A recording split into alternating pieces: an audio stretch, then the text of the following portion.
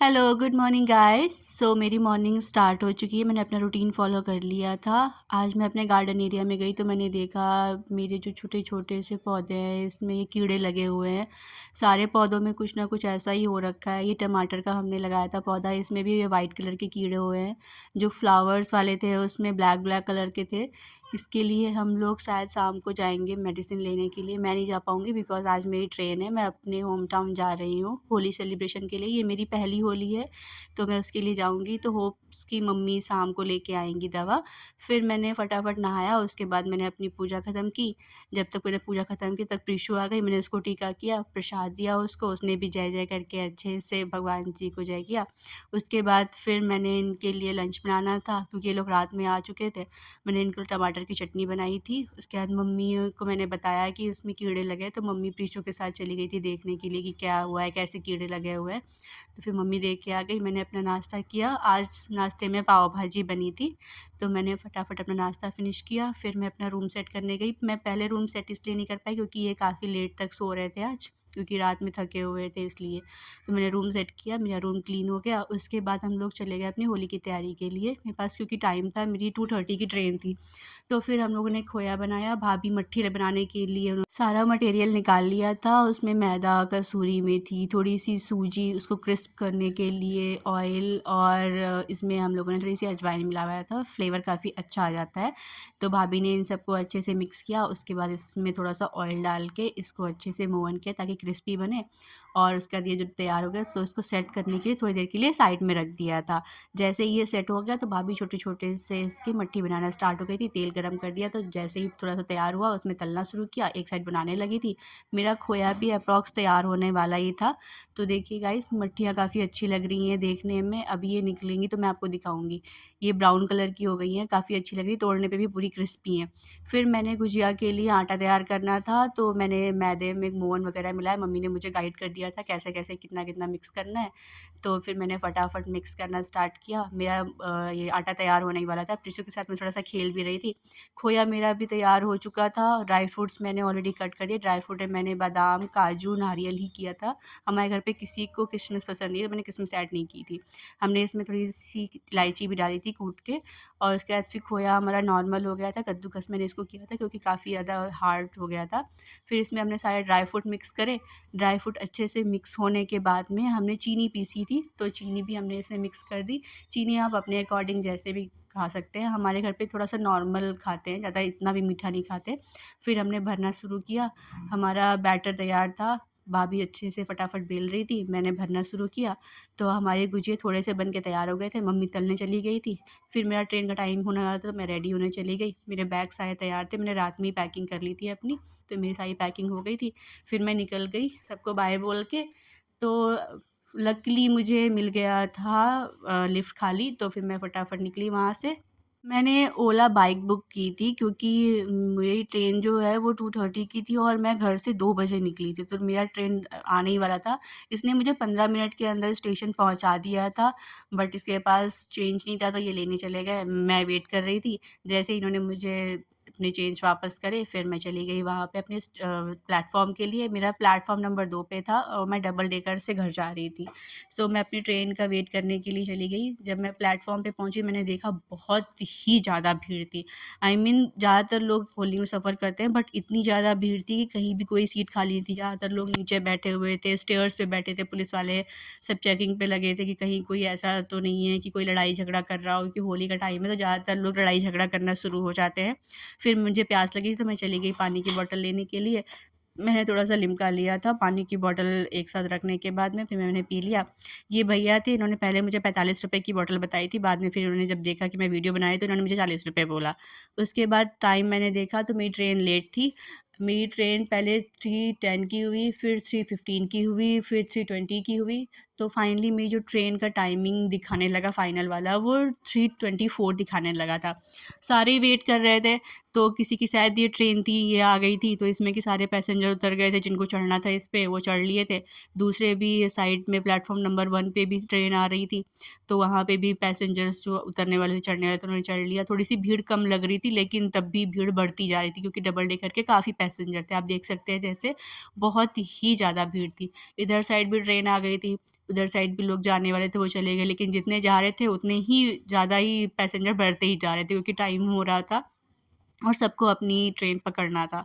तो ये एक लोकल ट्रेन आई थी जो ऐसे ही नॉर्मल चलती है लोकल एरियाज़ के लिए, तो ये एक आ गई थी, इस पे बैठ गए।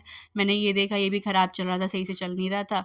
उसके बाद फिर देखा मैंने सारे पैसेंजर्स जा रहे हैं, मैं अपनी ट्रेन का वेट कर रही थी, बहुत टाइम हो चुका था, तो मैंने जो बगल में बच्चे थे उनसे बात करी, थोड़ा-सा नॉर्मल मेरा टाइम पास नहीं हो रहा था, तो मैंने बैठ के थोड़ा-सा बातें-वातें करी। फिर मैंने देखा तो टाइम हो चुका था 3:18, लेकिन तब भी ट्रेन का कोई ऐसा नहीं मिला। मैं अपना चेक कर रही थी ऐप में भी, फाइनली हमारी डबल डेकर आ गई थी।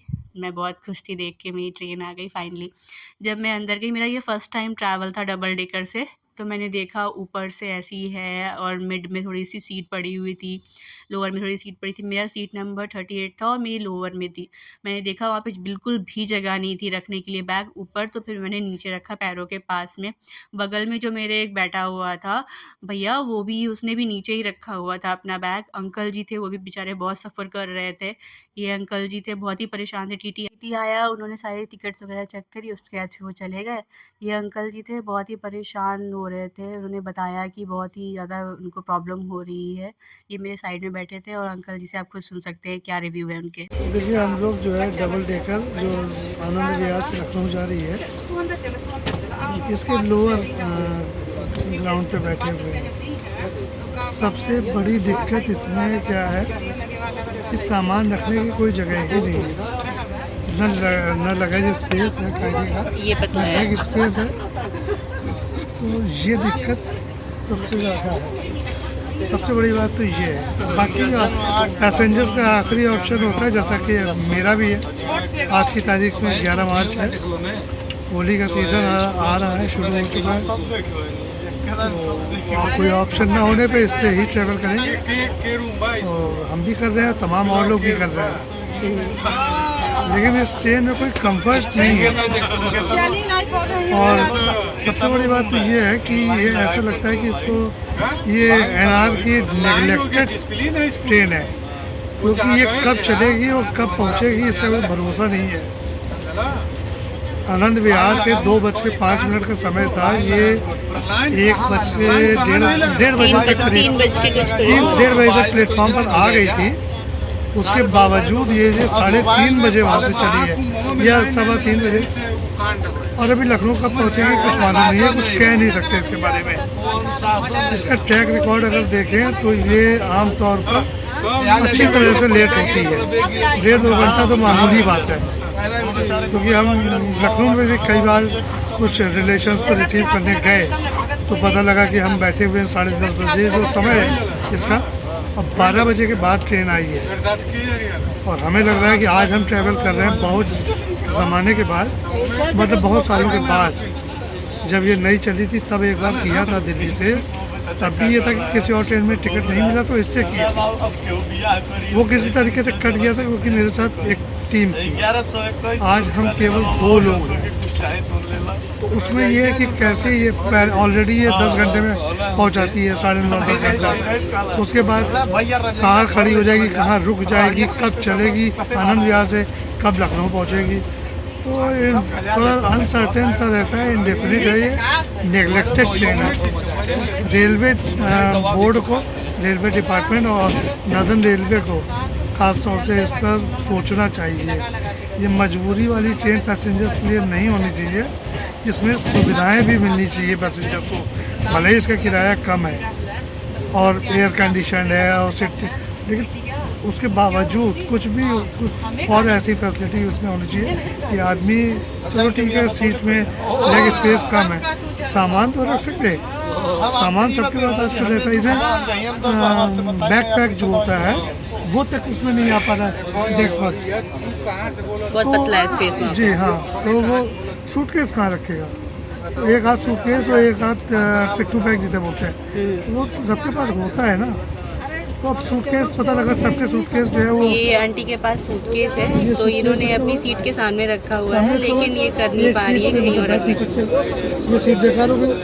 ये आप पैसेज में रखेंगे तो कोई पैसेंजर और चल नहीं सकता, मूव नहीं कर सकता। तो ये सब चीज़ें जो है वो देखने सोचने वाली बात है, और रेलवे को इस पर बहुत गंभीरता से विचार करना चाहिए कि क्या इसमें और कोई सुधार हो सकता है। बाकी मेरी तो ये है कि भले ही ये ऑप्शन लास्ट होता है, लेकिन जब कुछ कर नहीं सकते, दे नहीं सकते लोग, पैसेंजर जो है वो कंफर्टेबली ट्रैवल नहीं कर सकते, तो ये ट्रेन बंद ही कर दे, नॉर्मल ट्रेन चलाए और एक चला दे नॉर्मल ट्रेन, डबल डेकर की कोई ज़रूरत नहीं है। Thank you. हमारे डब्बे में बहुत ही ज़्यादा स्मेल थी, इसलिए इन्होंने ये परफ्यूम छिड़का था और उन्हें बताया भी कि इनको भी वीडियो बनाना था। हेलो गाइस, मेरा नाम यश श्रीवास्तव है और मैं लखनऊ का रहने वाला हूँ, और अभी मैं दिल्ली से लखनऊ के लिए ट्रैवल कर रहा हूँ। और मेरे को एक दीदी मिली हैं जो व्लॉग्स बनाती हैं, तो मैं ये बताना चाहता हूँ कि मेरा भी बहुत टाइम पहले से व्लॉग बनाने का मन था।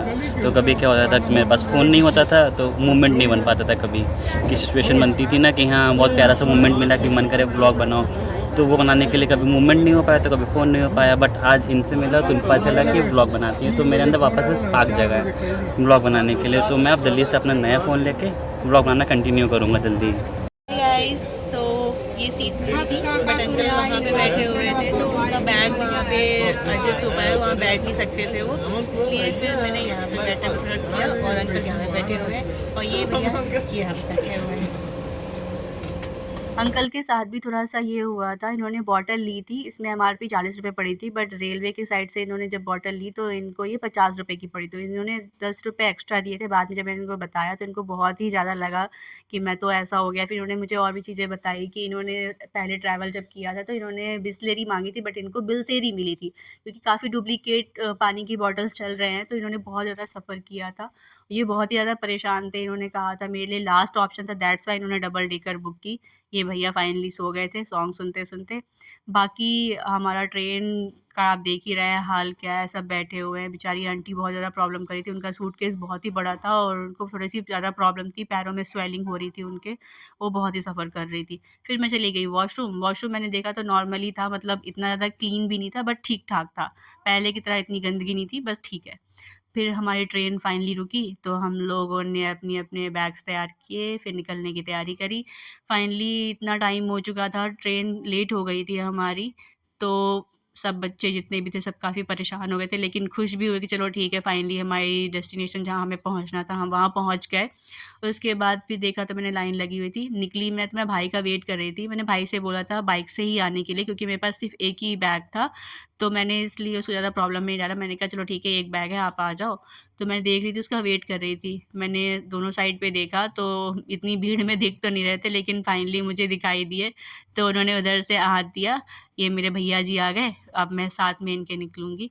तो मैं पूरा स्टेशन का आपको हाल दिखाती हूँ, ये देखिए।